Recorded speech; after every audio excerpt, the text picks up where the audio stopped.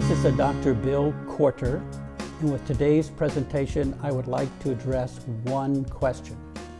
Is it too late to change your diet? On my last video presentation, I offered my recommendations for changing your eating style.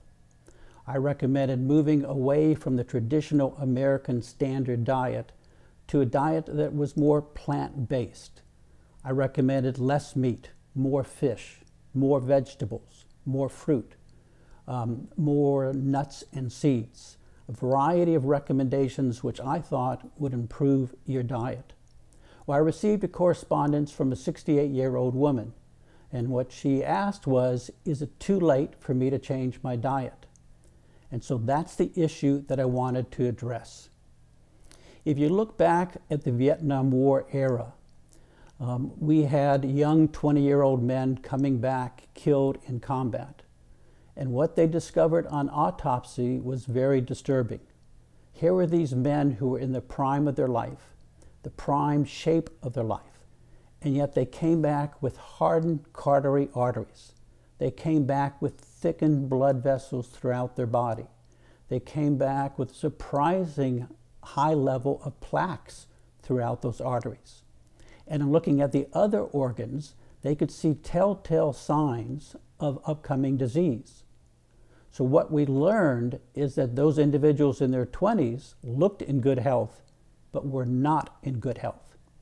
And that was the same as the Gulf War, and it's been the same in Afghanistan with the troops coming back and who have been killed in the field. And so the reality is the following. The standard American diet does harm to your body as early as your adolescence, and it goes throughout your 20s, 30s, 40s, 50s, 60s, 70s, 80s, and 90s.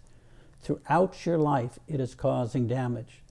And so the lady's question was actually a good one. Is it too late? Well, the timing of the question was good, because recently they've just completed a 20-year study in Europe. And to be part of the study in Europe, you had to be the age of 70. And what they did is they followed individuals from the age of 70 to into their 90s, looked at 2 full decades. And they broke them into 2 groups. One group stayed on the same diet. The second group switched diets to a little more of a plant-based diet with some of the recommendations that I had made in the previous video. And what they discovered is during those 20 years, there was a 50% reduction in morbidity and mortality in the group that changed their diet. That means that there was a 50% reduction in the development of disease. There was a 50% reduction in deaths. So changing your diet, even in the age of 70s and 80s, made a substantial difference. And so that's the recommendation that I wanted to highlight. That regardless of your age, if you change your diet, I think you will have less heart disease. You will have less cancer. You'll have decreased diabetes. You'll have decreased chronic illnesses. In addition, and this is especially important for those in their 60s, 70s, and 80s, I think the studies showed decreased development of dementia.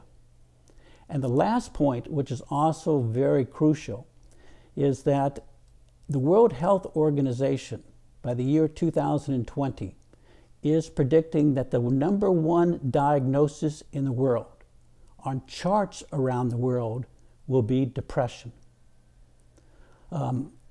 That's extremely challenging, because depression has been progressively growing throughout this country. 1 in 10 Americans are on an antidepressant medication.